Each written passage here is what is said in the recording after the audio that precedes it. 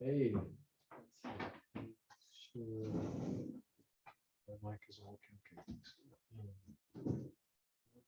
Remind me to tell you about, what was I gonna tell you about?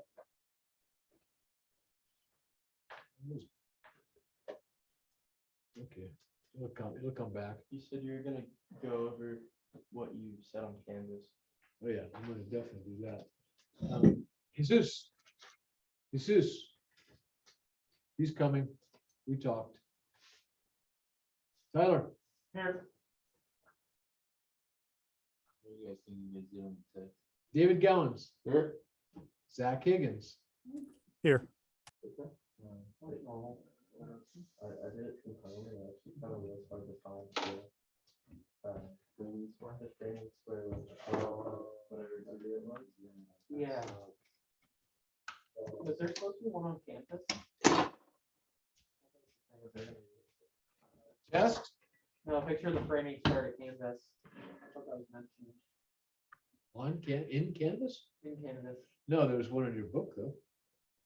The book didn't do it. Pardon me? The book didn't go. all Doesn't the go way that down. high. Yeah, I think it was for like 10 Yeah, I know. or something. I know exactly what you're talking about. Exactly. Zach, you said you were here and looks like you are here. Even though it's not really you, it's just some picture of you with your mouth open, climbing something. Flavio. Flavio, where'd you go, Flavio? Nobody shows up.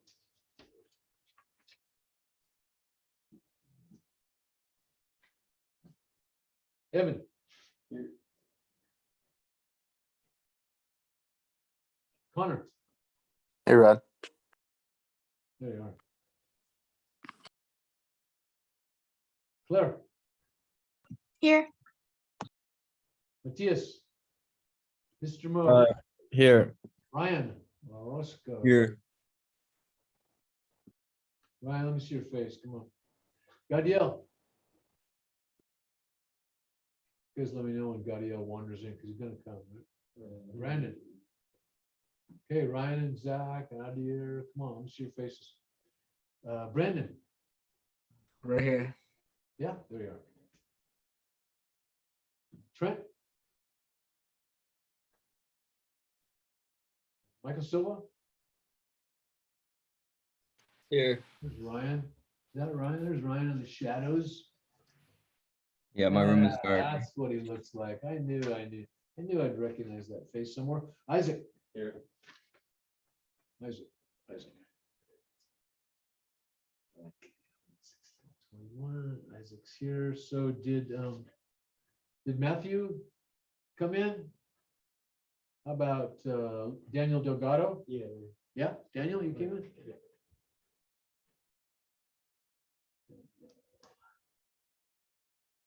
How about Alex Dominguez? Show up. Christian Guzman is, I think, bailed on this class. Flavio? Gadiel? Trent? Okay. Okay, well, let's just get this done right now.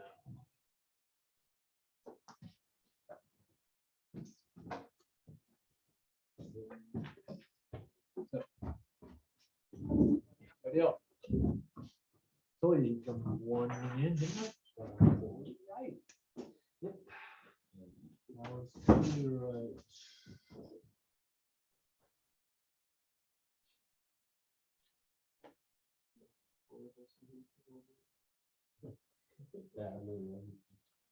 So CT111 is, is the continuation of this class.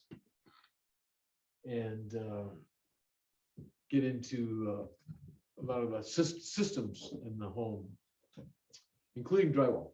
So drywall is a part of that. We'll cover that in 111.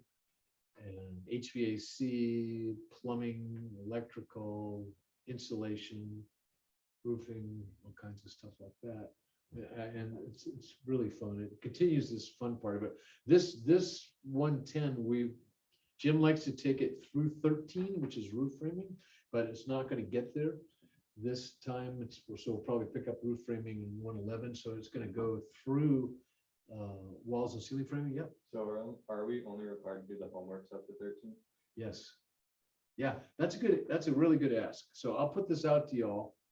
And I'm saying yes, and if it changes, I will get back to you on it. But per our Jim and I's conversation today, we're just gonna take it through 12 and not get into 13. And then they're gonna go right to 29. So 29 is decks and porches. So, the homework, which is doing the review tests at the back of every one of the chapters that you've been assigned. If you haven't done it, you might want to do it because Jim's not going to ask you to do it anymore. So 3 or 4 people have done it, but most everybody else hasn't done that homework. So if you want to get counted for doing the homework that Jim assigns to you, then you can still get it on, do it. By George. Okay, here we go. I'll read the introduction. Drywall safety. Who just came in? Oh, Alex. Alex. Should have known. Alex. Flavio, did you show up? Matthew? Trent? Okay, so drywall is made of powder compressed between 2 sheets of thick paper or fiberglass. And is used in most buildings to create walls and ceilings. Even though it's so common, drywall has its own dangers. Therefore, whenever transporting, installing, or removing drywall, it's important to remember to follow the safety procedures. We'll start with handling and Tyler. Oh, shit. Can't read that. What, you can't read it over here? Maybe I squint really hard.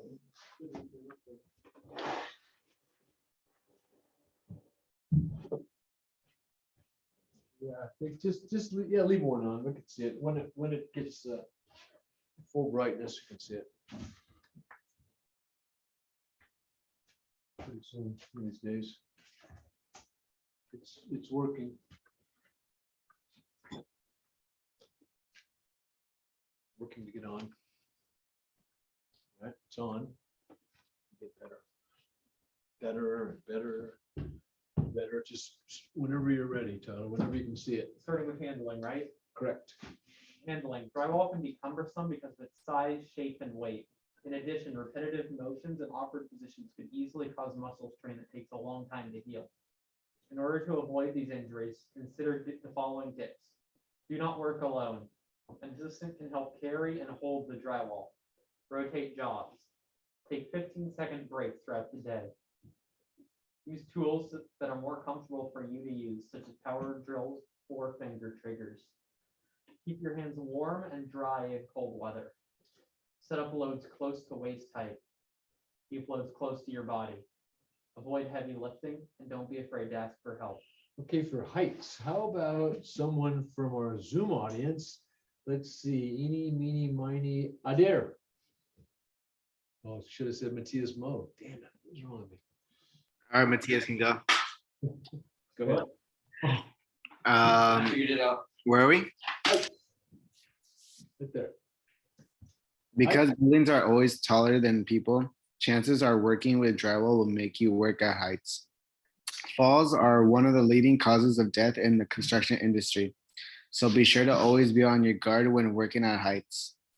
Properly used ladders, use appropriate scaffolding, and do not do anything foolish because you think it will save on time. Yeah, so don't do anything foolish. That's a good admonition, which is also an incredible word that's virtually apropos for everything. And now, eeny, meeny, miny, Matthias Mo. Dust. Cutting drywall release a compressed powder. This powder can contain silica and mica, which can cause silicosis and tuberculosis if you breathe it in. Therefore, be sure you wear goggles and a mask or respirator when you are working with drywall. Okay, general tips. Michael Silva. General tips: cutting safety. Be sure all cutting tools are in good condition and properly sharpened. A dull blade requires excessive force, causes sloppiness, It can slip and cause an accident. Electricity, electric wires and electrical boxes can be hidden, which poses the chance of electrocution to drywall installers. Be sure power tools are properly grounded. Assume all electrical wires are live wires. Do not use an aluminum ladder near electrical wires. Do not wear watches, rings, or other metallic objects, which could act as conductors of electricity around electrical circuits. Housekeeping, keep walkways and workspace clear. Keep the floor dry. Work good lighting to prevent accidents. And And in then, conclusion, when working with drywall, be especially aware of the safety procedures for handling drywall, working in heights, drywall dust, electricity cutting, and housekeeping. Okay, so any questions or comments about drywall safety? I've got one up at the top. Fire away. It says, "Do not work alone." Yeah. Is there a minimum number of people to, realistically be able to build a house? Like, could 2 people do it? Yeah. Is that? Yeah, 2 people could do it. Really. Mhm. 2 people would do it. I mean, and I'll get to you, Tyler, for sure. 2 people could definitely, I'm thinking about any scenario where 2 people couldn't do it. But yeah, I think 2 people could probably build a house. There might be some materials like these beams that we have. If you have any really heavy beams that you might need a piece of equipment. But remember, the magic 2 words, 2 magic words. Who can tell me what they are? Who can guess what the 2 magic words are? Mechanical advantage. All right. Mechanical advantage. So mechanical advantage can make one person, able to lift lots and lots and lots more than his own body weight, lots more than he could ever raise with 1 or 2 people. And we're going to use a genie lift on site to give us a mechanical advantage to raise these beams. We'll work basically 1 person. We'll get a couple people to get it on the genie lift, and then 1 person can operate the genie lift and get it up. So mechanical advantage is big. There have been houses built by 1 person, I'm sure, and they've gotten help when they needed it. But it's always better to have 2 people. And I have hung plenty of drywall, hung single sheets by myself. Drywallers do hang single sheets by themselves, but generally drywallers these days, the common sheet, and the common sheet's still 4x8, but it's all 5/8. Nobody hangs 1/2-inch drywall. So, there are still instances where 1/2-inch drywall is used, but it's anything but the norm. So drywall is 5/8. 5/8 drywall is heavy. 4x8 is heavy. 4x12 is half again, 50% heavier than a 4x8. It's 4x12. And drywallers like to hang 4x12 sheets. 2 guys hang 4x12 5/8 sheets, and that's a pretty heavy panel, and especially when you're hanging it overhead. So you're working with weight, you're working with super dry dust. Gypsum is mined. Here, a lot in California, a lot of gypsum is mined, comes from California. And you should really be wearing a mask when you're working drywall, but you just see these drywall guys do not wear masks. You just don't ever see it. You rarely see them with masks, except maybe when they're sanding. Tyler? Yeah, I just found it funny in the second picture when it says like all the things you shouldn't wear when you're around electrical sockets. He's wearing every single thing they tell you not to. Right, watches, rings, bracelets. Yeah, that was good. That's a good one, Tyler. I'm gonna point that out. I like that. Good find there. So yeah, the thing about drywall is the dust can really kind of mess up your sinuses and your breathing and stuff like that. Initially, you kind of feel it. I'm sure there's probably more long-term damage if you're breathing it over time. But the injuries that happen with drywall are lifting injuries, back, because you're working with pretty heavy stuff. But most of the injuries with drywall happens with the utility knife. Drywall is cut with a utility knife, a razor knife, which is, by all accounts, should be razor sharp. If it's not razor sharp, then it's way more dangerous than if it was razor sharp. Do you understand the logic behind that? Does everybody know what we're talking about? When I say a dull tool is a dangerous tool, because you have to push harder, put way more force And if it slips, it could still cut you. But it's not working the way it ought to be. And when you're cutting drywall, drywallers, you use utility knives. As soon as it gets even slightly dull, flip it over, and then when that's dull, you get another one. So yeah, use utility knives often. We'll do drywall next in 111. I've got a really good video of some professional drywallers talking about drywall. We'll cut and snap some drywall and show you some drywall Rodney, techniques. Yes, What's that tool that the guy's using on the, I think that's an outlet? he's using a pad sander. It's not an outlet. He's sanding the wall with a pad sander, Oh, which typically we don't do much around here. I mean, they'll sand it with a pole sander, just give it a light sand, knock down any ridges of drywall mud, because drywall happens without getting into drywall. It happens in 3 applications. The mudding happens there. So the drywall's hung, it's hung with nails and then nailed off with screws, screwed off, hung with nails usually, screwed off with screws. The nails are just to hold it in place so you can screw it off. And then it's taped, the seams are taped, and the nail holes are mudded, and then those are sanded, and then it's mudded again. Those are sanded, and then it gets a texture, either a glaze or skip and smear, or tight cat's paw, loose cat's paw. Anybody else want to talk about drywall at all? It's a sucky job, drywall. I don't really like doing it. Yes, The new Festool came out with like a drywall sander. yeah, they did. I didn't know that. It's really good. Is it? I saw them, yeah. Hooked up to to the extractor. sander, yeah. and That's the they have, way like, to go. extensions.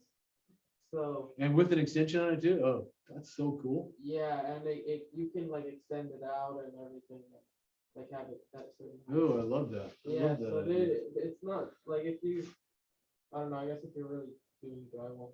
Yeah. Yeah, I wonder, because the guys I use for drywall, their dads did drywall, and they grew up doing drywall. They live and breathe drywall. So they generally I don't ever see an electric sander in the job site, but they definitely are appropriate and used, and be able to capture your dust like that. That's worth the price of admission, right there. That is worth the price of admission. So let's go right to this mod right here. Oh, and in case you didn't notice, I'm sure you did. Do you have you had three safety questions on that test? And I would be happy to go over that test, but Jim's going to go over it with you tomorrow night. Tell you how you did, and then let's get to week 13. This is week 13. And boy, did Thursday night score with a last Thursday off and then Thanksgiving off. Yeah. Okay, so we did our safety meeting, cutting and routing of beams, posters, rafters, and blocks. So what I hope to do tonight is route the beams and posts, ends and edges of beams and edges of the post. And that is a maybe not. Because the first thing we're going to do is we're going to cut the 9 rafters to finish length with their plumb cuts. We're going to be able to do that because I've mocked up when we go out in between into our outside area here. I've mocked up a rafter with both boards mounts. And I mocked it up what I think to be very accurate. Blocks are spaced exactly as far apart as our column bases are. The height difference is exactly 10 inches, which is the difference between our 6'8" post and our 7'6" post. That's 10 inches. It's exactly 10 inches. There's a 9.5 inch block and a 1/2 inch block making the 10. So the ratio of the height difference in the 2 headers is exact, mocked up, and the distance away. So consequently, our template, our rafter template, works really well, and we're going to use it as a template. And we're going to cut it, 2 of them. We're going to cut the 1st and the 9th rafters. And the reason why we're not going to cut anything in between, even though we could conceivably No, we're not gonna cut anything in between because we're gonna, when we get the posts and the beams erected and stuff, and then we start locking on our rafters, if those beams have got any wind to them, I know you at home can't see this, but I'm making my hands go in a bow motion. If they've got any wind to them, that will increase the distance from the bird's mouth to bird's mouth. Ever so slightly, increase it or decrease it. Either way, those 6x10 beams don't have any flex in them. Follow me? If it was a 2x, we could, and at 16 feet, we can flex it. Just push it in. But 6x10 is not going to flex. So I don't want to take the chance that there's any deflection, even, 1/8 or 1/4 of an inch, we're going to be screwed. So we'll wait, we'll lock the 2 rafters on, and then we'll measure. And we'll have we'll have our template there. It'll be easy to cut bird's mouths on site. They're not hard to cut. We're going to cut the 9 rafters to the 10-foot length, which will be, by the way, over 10 feet. And that you'll see. You can see why too, I think, if you think about it, because they're plumb cuts. So they're going to be slightly over, I think it's like 10 foot too, but we'll get that figured out. Won't we? Yeah, we will. And then, guys, like I said, we're going to cut the 1st and the 9th. We're going to rip the 90-degree angle on the freeze blocks, and we're going to rough out those blocks at 24. They won't be 24 because our roofing is made for 24-inch centers. And if it's 2x rafters and the centers are 24, what's the space in between? Anybody at home? Anybody in the audience? Anybody in our home audience? Come on. Somebody tell me how you'd figure it. Okay, your centers, 24-inch centers, right? What are your blocks going to be in between those rafters if the rafters are 24-inch centers? Well, let me give you a hint. How far is it to the center of a 2x? 3/4 of an inch, because a 2x is what? 1.5 inches thick, right? We're talking about lumber store, board stores here. So 22.5, yeah. So is that, yeah, 22.5, 22.5. So that's less, that's 24 less than 1.5 inches, right? Because the center is 3/4 of an inch into that rafter and 3/4 of an inch into that rafter. So you got to take those off, and that leaves 22.5 inches between. And rather than cut them at 22.5 inches, we'll rough them out to 23 or 24 or something like that. And then we'll cut them on site. I want to cut stuff on site when we finally assemble it. So back to when I say finally, that brings me back to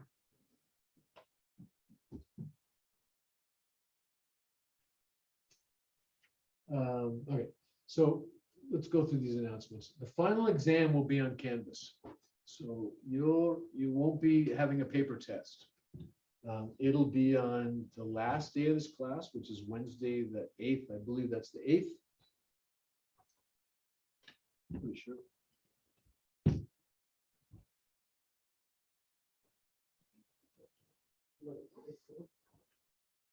Calendar. Yeah, the 8th. The 8th is the last day of this class.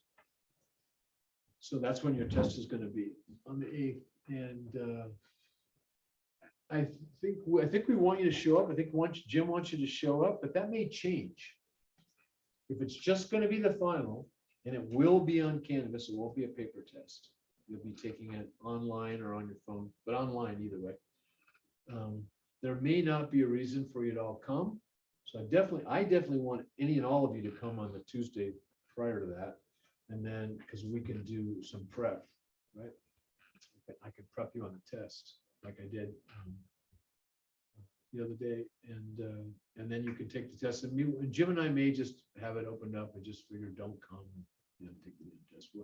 Which is, now that the more I think about it and talk about it, we'll probably do that, because it's really just to do the test, unless we all agree in the next 2 sessions that we want to, the people want to come and have one last class together. So we'll talk about that. So it may be here, it may not, but either way, you'll take your final for this class. There won't be a quiz in between. Jim was talking to me today about, oh, we should get him another quiz. No, no, we shouldn't give them another quiz.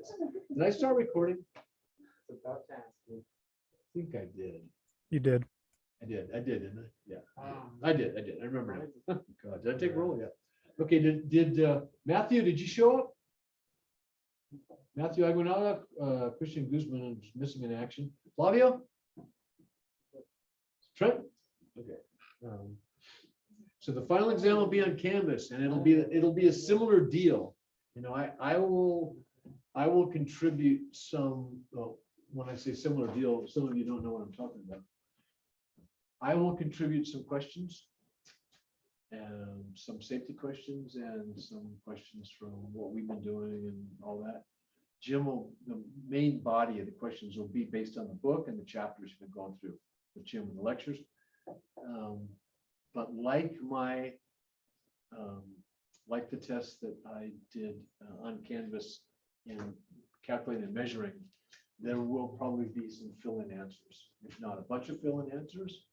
And so if you are able to see your grades like right after you take your test, like the next day, take heart, because your grade will probably go up just because of the fill-in the blanks thing, right? I told you guys about that, right?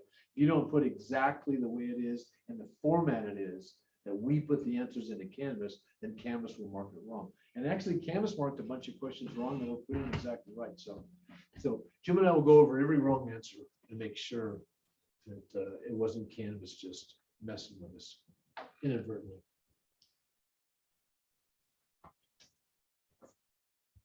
Wednesday before Thanksgiving, that is a week from tomorrow. That's the Wednesday before Thanksgiving, right? Yeah. You won't have class. You're scheduled to have class, but Jim is having a surgery, so he won't be able to do class. And I'm not going to do it for him because I'm having 12 people for dinner at my house, including my new my youngest daughter's new husband's parents from Miami. That's planned. That's going to be something else. Barbara, I've heard they're crazy as shithouse rats, but do I feel it? But we'll see. I'm going to reserve judgment It's until I fine. meet It's them. not like it's recorded or anything. That class will be dark.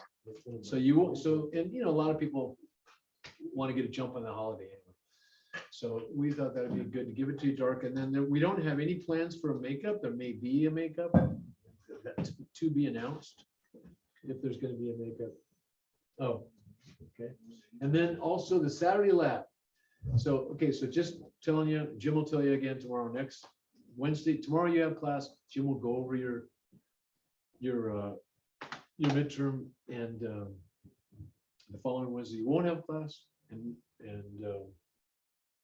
we won't have, and we will not have a lab on Saturday at the college this Saturday. I had hoped to, but it's just not working out. I got too much stuff going on. I can't do it. Yes. Is that lab the shade search? Do you think that's gonna carry into like the next semester? Or? No, we'll get it done off the books, Oh, basically. okay. So, you know, I'll pick a day. There'll be a day. Yeah. So if I look at the calendar, Is it gonna be on a Saturday for sure? yeah, it's about the only day we can get with the hopes of getting everybody here, you know, because most people during the week work. So that's a tough one where there's a way greater chance of people not working. So yes, it will probably be on a Saturday. And realistically, Is there only like 3 more Saturdays left? yeah, there's not that many Saturdays. So, well, let's see. Where's my calendar? I meant to bring it. I didn't. I had a calendar. I was trying to plot all this stuff. So right now we've got today being the 16th. We've got Saturday the 20th. It's not going to happen. I have too much going on. Jim could do it, but he doesn't want to do it by himself. He just wants to help out. The next Saturday, I could do it, but that's the Saturday in that Thanksgiving weekend. Yeah. And so it just didn't seem like a good thing to do, that you guys maybe would be away. So then the next Saturday is going to be the 4th, and then that's it, isn't it? Yeah. So we'll do it Saturday the 4th. We'll figure out how to do it Saturday the 4th, and we'll get as much done as we can on Saturday the 4th. Whenever it doesn't get done, It may wait till next semester, may very well wait till next semester, or we'll finish it ourselves, depending how far we get it. You know, if we get, we'll probably go ahead and finish it. So the people that we don't, whatever we don't get finished on that Saturday, that last Saturday that we could be together, we'll probably get together on another Saturday, whoever can and wants to, just, you know, pitch in and help us get it done. And that's probably how that's going to. And we'll go right to chapter 29, decks and porches in their textbook after 11. So yeah, so he's not going to take you through 12 through roof framing, take you through 11, which I think he has already. And then he wants to get right into decks and porches. Okay. Okay, cool.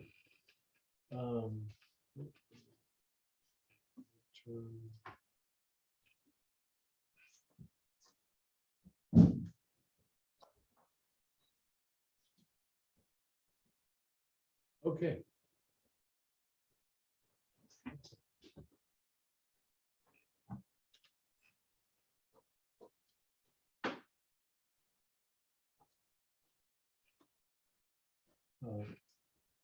Did Matthew, did you show up?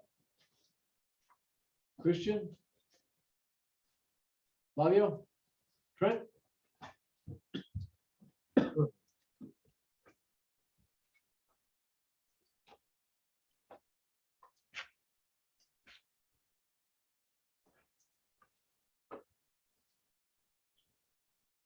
Oh crap, I want to show you something. I want to show you something. Sorry. I got quick on that. I wanted to go back.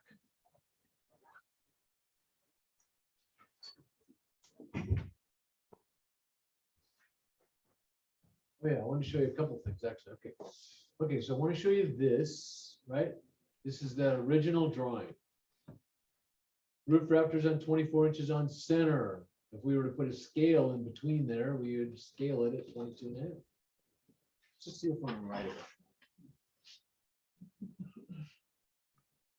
Because I happen to have it right here in front of me. The actual drawing. And it's 3/8 scale. And what do you know? It's right there on the 1 foot and add 10.5 inches. Wow, that's 22.5, huh? It scales at 22.5 as well. There's our 10 feet. But as you can see on that 10 footer, those are plumb cuts.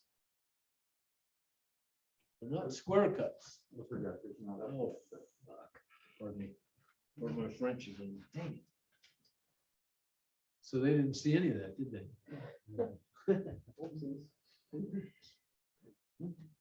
Okay, okay. All my Zoom people at home. They're all asleep. Yeah, wake up, Zoom people. Zoomers. Zoom, zoom. I'm zoom. here. This thing is forever to load. Let's go, let's go, let's go. Let's go, let's go. Okay, now you guys can see it. No, it was you guys that couldn't see it. Yeah. Yeah, I'm confused. Okay, well, but that's obvious. So you see that 10 feet? It's from that point to that point. Is that 10-foot rafter? Yeah. No, it's not. No, because of the plumb cut. Because it's plumb cut. So, right, so I've got my, I got my scale rule here. And I did those at 3/8 scale too. So let's just measure that from that tallest. And it measures about 10.2 or 10.3, but we're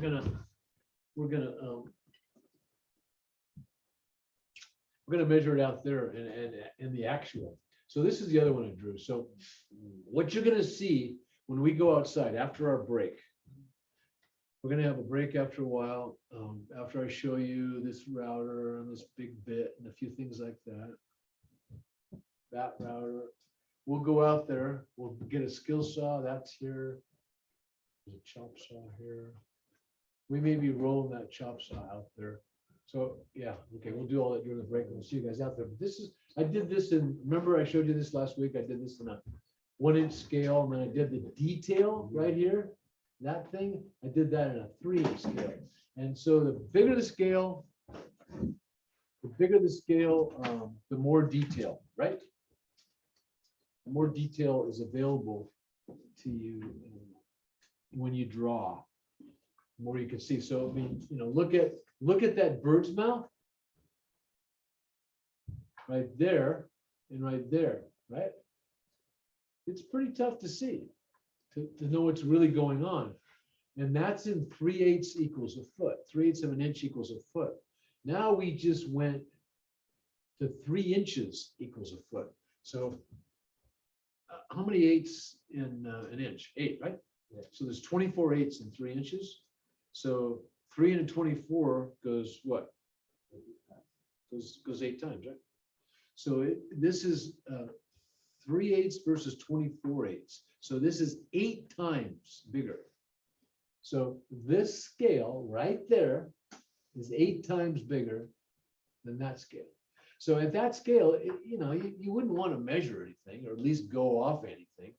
But at 3 inches to a foot, 8 times bigger, you actually can get pretty accurate.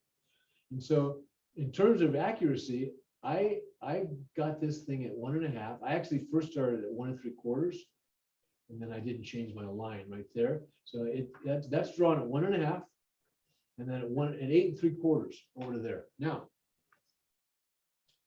I used that. I did that drawing in a large scale, and I used that drawing to get the numbers.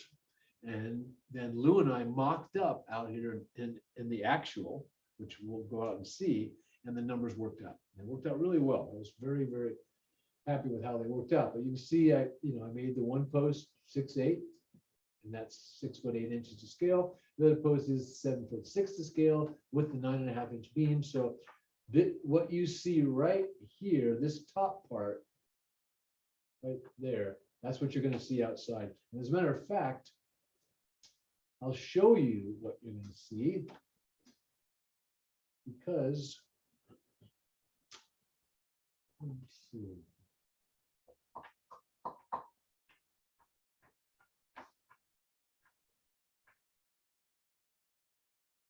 Because I sent myself a picture of it just as soon as I got here earlier.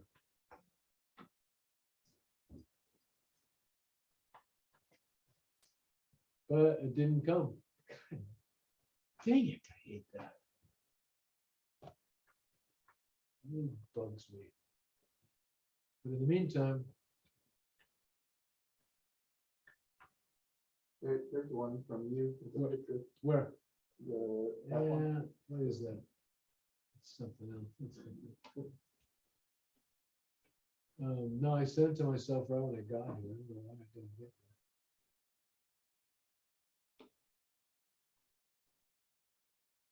I'm going to send it again because I really want to see it. It's a good picture of it.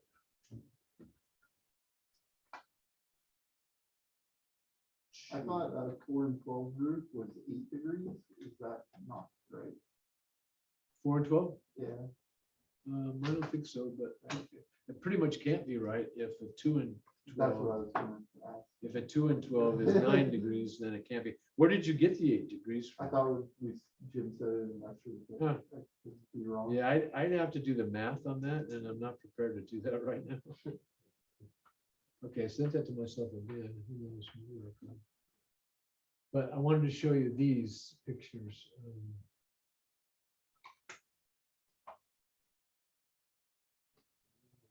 So this is Lou and I, the day we stripped the slabs.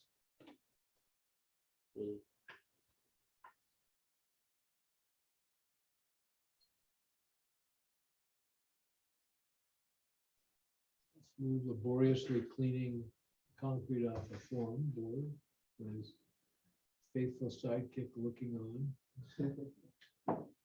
You know, that dog is never far from Lewis. Never far. Wait, where's Heath? Oh, there he is. Yep, there he is. He's in action right now. Going for the ball. I threw him that ball. And back with it. So remember I told you that we poured some of our stakes into the concrete? Like 4 or 5 or 6 of them. and that was one of them. That was probably the one that was in there the best. So we had to excavate around it and expose it and then beat on it and beat on the concrete to free it up. Oh, there's Heath again. The ball.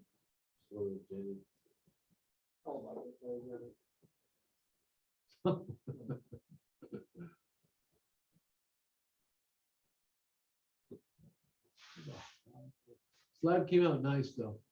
And I put the laser level, which is, you see the level there and you see the receiver and the receivers on the stick.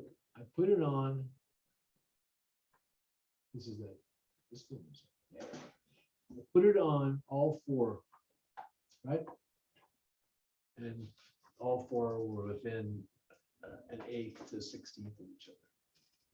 Depending upon, because the thing is when you hold that stick up with a receiver on it, if you're not holding it dead plumb, right? The minute you move it in any way, you get a little different. So I can never really tell because it doesn't have a bubble on it. Probably should, but by going like that, I would get my beep. I saw one. So they're really in there. They're really, really close, if not right on the money. And at a 1/16 of an inch, I think it's there. Did we see them all? I think we saw all those. Man, that kid did a good job, huh? Say again? Yeah, he That did. kid, he did a good job taking pictures, right? He did a really good job. Yeah, that guy's good. I like his style. I like the pictures he Those took. are like professional. Yeah, well, there's some kid, I don't know, maybe Lou knows him, but he just showed up. And He's a student that works for the Channels newspaper on campus, Oh. and he was taking pictures for articles and competitions and stuff that they do. Cool. Cool beans, man. What the hell was I doing? What did I show? I showed you that. Oh, I want to show you, let's see if that came. Did it come? Yes, came. Look at that. It didn't come the first time. Anyway. So this is our template. This is what Lou and I mocked up. So, just as though this thing were sitting on the the backside 6x10, and over here sitting on this 6x10 up from, picture this is the top of the 6'8" post, and picture this is the top of the 7'6" post. And then, I'm sorry, picture this is the top of the 7'6" post. Because we added to 6'8", we leveled across, right? We put the level on here and the levels show that it was dead level across. And then we built it up a 9.5 inch block and a 1/2 inch piece of MDF. That equals 10 inches, which is what our rise was from side to side, our total rise. So based on that, that's how we did our mock-up, and it felt very accurate. And we did our bird's mouths with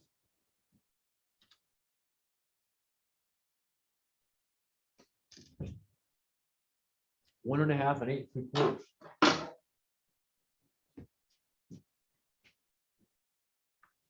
One and a half and 8 3/4. And that's how we cut our bird's mouth, both of them, just like that. And that's what we're going to use over there. And we're going to use this out there. Well, actually, we'll double check with that. We're going to use our template to lay out our rafters. And we're done with this for now. Hey, by the way, I want to tell everybody this. Hopefully by the next time you see me here next week, I will have this GoFundMe page up. I've never done a GoFundMe anything. I just haven't heard about it. So I know, if probably anybody knows about it. But I thought this would be a good venue because there's a kid in my neighborhood who's developmentally disabled. He's autistic and he has PTSD pretty bad from some very heavy duty trauma. He's going to be 21 tomorrow. He got a GED. He sells avocados in my neighborhood. He comes around. I've been helping him out for years now. And, first I found him down my driveway one day. What are you doing here? And he said, oh, I'm looking for the poofy-haired dog. Anyway, I was very suspicious of him and not very nice to him. And I put it out on Nextdoor San Roque, and then I got some people coming back. Oh, yeah, that's tougher. He lives in the neighborhood. He's got 8 brothers and sisters and all this stuff. So over the course of about 3 years, I help him out all the time. And he got a bike. His mom got him an electric bike. Got him a really nice giant Momentum bike, $3,000 bike. And he was just, you could just see, he just lit up, man. He was just lit up on that bike. And he'll probably never have a driver's license. He'll probably never be able to get a driver's license. So the bike is going to be pretty important, and was pretty important for him to be able to get around or get a job. And he wants to start city college and stuff like that. And danged if his bike didn't get stolen. And when I saw him and he told me about it, I was just so bummed. And then he got it back. Like working with the police 2 months later, there's some guy that steals bikes a lot, I guess, that lives in an RV. Anyway, got that, he recovered his bike. So I was really, really happy for him, and he was really happy. And then it wasn't 2 or 3 months later, it got stolen again from out in front of CVS, double locked with kryptonite locks, because his manager, yes. Where was it stolen? Where was his bike stolen? The last time was stolen in front of CVS at 5 Points. It was locked in front of And it's a CVS. guy in an RV, right? The guy in the RV steals bikes. That was the first time. Yeah. And that guy lives out by the air. I think he's out by the airport. He parks out by the airport. Sometimes IV. There's another guy in an RV that I've seen that like steals bikes. And when I was biking around in Goleta, Yeah. I went to like it's like going to the freeway to Lompoc. Right. There's like this one area where there's like construction and there's like an RV that's parked, and he has like a whole like house there. And I saw like a bunch of bikes. Yeah, I want to hear more about that. I want to get that pinpointed in my mind of where exactly you're talking about. Because my friend, he got his bike stolen, but I haven't gone over there to check. Yeah, let's check. This is a very, it's a super turquoise, like you can see it from a mile away. It's a very turquoise bike, turquoise blue bike. Anyway, got it stolen for the second time. His manager at CVS, who was doing security at CVS, wouldn't let him bring it in the office. It was a new manager. The guy was kind of not being nice. Wouldn't let him bring it into the office. And so he had to lock it outside. And it took 30 minutes to get stolen. And so I'm bummed. And I don't want to just start giving him bits and drabs here towards his bike, because who knows what to do with the money. So I want to get him enough money to get a bike. I can't afford to pop for a $3,000 electric bike, but I would like to get him the same kind of bike. I've been talking to his mom. And so I'm gonna start this GoFundMe page. So I'll have a link up in a day or two, and I'll put it out there. Did they leave the locks? Pardon me? Did they leave the locks? No. They didn't. Because those are insured, you can get your money back. The locks are? Yeah. If they leave the locks, you can get your bike back. You can get the money for the bike back. From the lock company? Yeah. Oh, if they leave the locks and they show that they failed or something like that? Correct. Oh, interesting. I didn't know that. Yeah, no, apparently they didn't, but then I don't know that for sure, so I'll find out. But he didn't mention anything about leaving the locks. Anyway, just a little tidbit of info. But they GoFundMe on Nextdoor. yeah, and I definitely will put it on Nextdoor. Because I had some people on Nextdoor chime in and tell me about it. Like, when I first got it, it was just like some creep that was trying to invade my backyard. But what it made me think of is in my time on the planet, I've had a lot of teachers. I've been shown a lot of things about a lot of people in a lot of different circumstances, in a lot of situations. And the truth is, and the truth in retrospect is so much, it's so much easier to take, is that the worst things that ever happened to me turned out to be the best things that ever happened. So the biggest challenges in my life were the biggest opportunities for growth and learning. And they were definitely the worst things at the time that could have ever happened. And I mean catastrophic type things, not little things. One of the major things for me was being divorced. 2 kids, 22 years of marriage, being divorced. It was just, I just didn't think I was going to survive a divorce. And I did, and not only did I survive it, but it was probably the best thing that ever could happen to me because I'm in the situation I am now. And I wouldn't have been in the situation as I am now. Now that's taken, right? But that aside, I'm just trying to look at Tucker, this kid who's in my life, because, sometimes it really bugs me. Come home and he'll be there, basically wanting a handout. Because he'll sell me avocados, but I won't be able to deliver them for 2 weeks. So, okay, I'll be sure and remember to bring me avocados. So, I don't mind giving him a handout, but sometimes it irks me. But I stopped today and thought about this thing, and just got really grateful and thankful for Tucker being my teacher and what he's showing me. Because it's really easy to give lip service to wanting to be, to wanting to help your fellow man. But when the rubber meets the road, that's when it counts. When there's something you could really do, and then you do or you don't. So this feels like my chance to just do something for someone. And I'm gonna do it. By George, go fund me. You should get him like a tracker too that he can put on it. For if it ever gets stolen again. Yeah, no, I'm gonna epoxy a Yeah. tracker to the underside of the seat. Yeah. That's a really good, point, good idea. Okay, so here's what's gonna happen. It's 3 minutes until 6. We're gonna come back at 10 minutes till 10 minutes at 3 minutes till 7. We're gonna come back at 10 minutes after 7, and we'll be outside. I'll reset you up.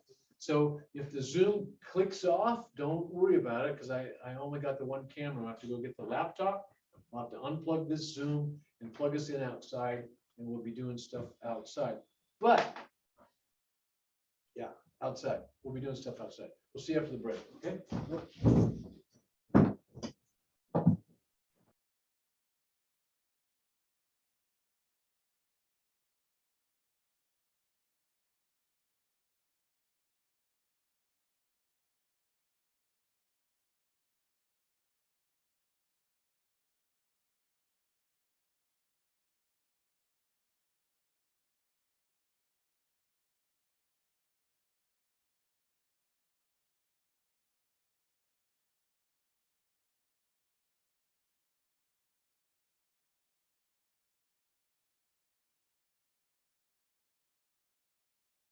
Rod, you're muted.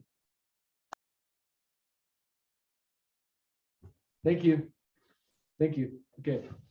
Okay, I just want to reiterate a couple of things.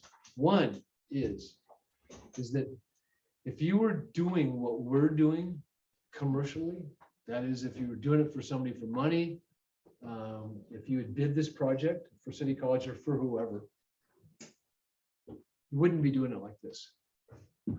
You'd be doing it in the field, and you'd probably be doing it with your skill saws all the way. Although chop saws are pretty, they're pretty mobile, as you can see.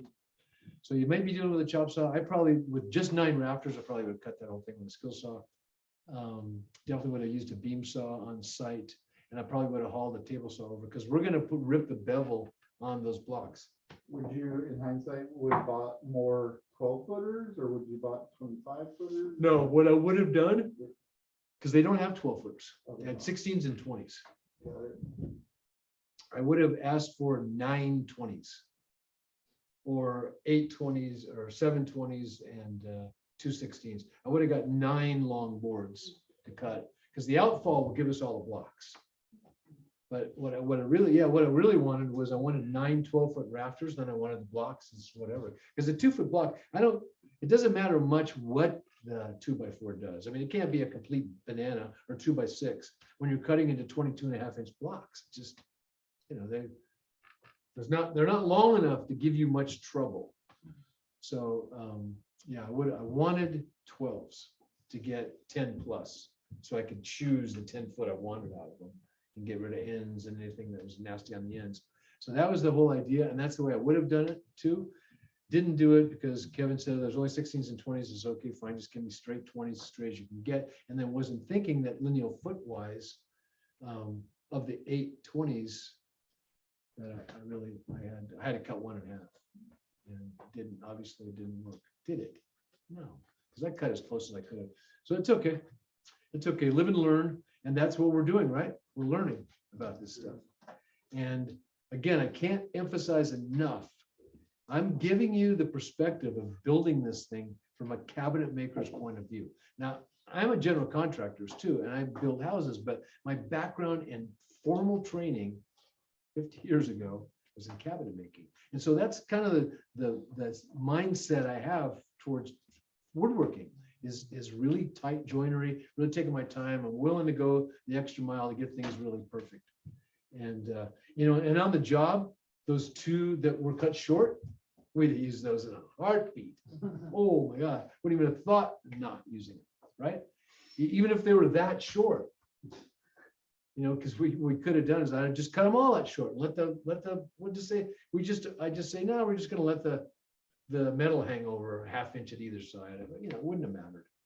Absolutely would not have mattered. And as it is, with luck, there won't be any wood showing past the metal.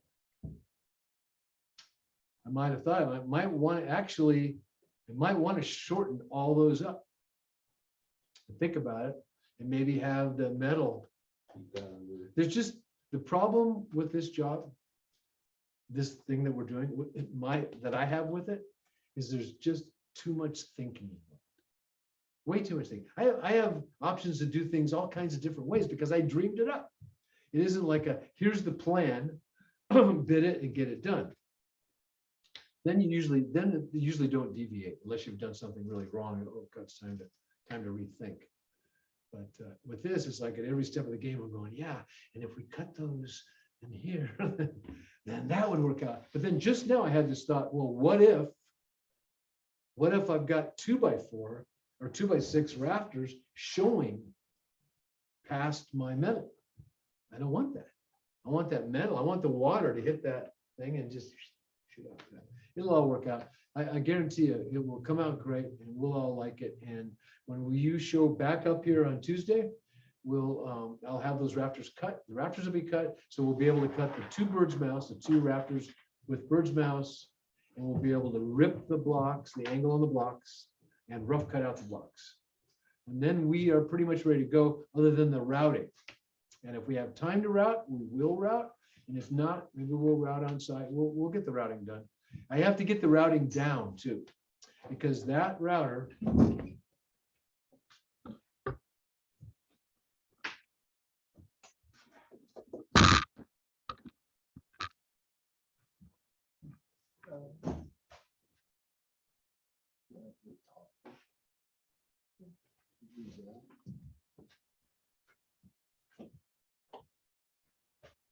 this router with this bit. Now this router, clean as a whistle, no sweat.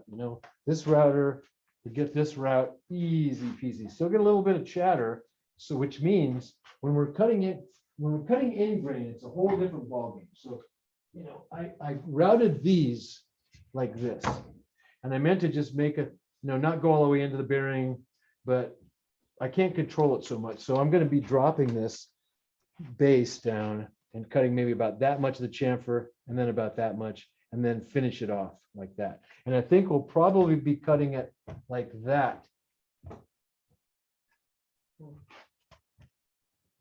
instead, especially if I've got a decent, because we've cut all those, right?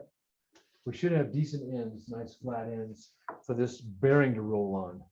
Because if I roll the bearing across this, there's a good chance I'd get a kind of a shattered look. But we want to avoid that at all costs.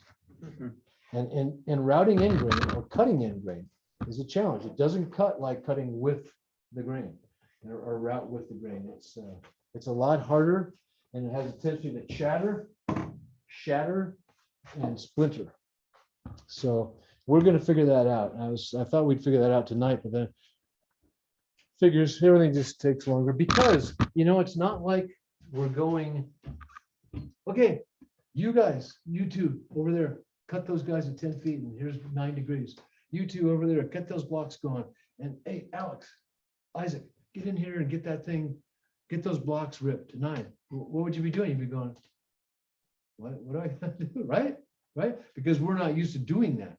We're learning it. So it's frustrating, man.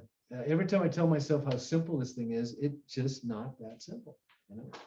It's not. So any questions? We'll have fun with Jim tomorrow. Next Tuesday, see you here. Okay. Next Tuesday, we'll make some more sawdust. And come if you can. Okay. Love to see you all. Thank you, if you Rod. can make it. Thank you, Rodney. Yeah, for Thank sure. you. Thank you, guys. That was good help all the way, all around, everybody. Lot help with the report. Good help, everybody. Okay, remove pin. Thank you, Rod. Appreciate it. How you doing, man?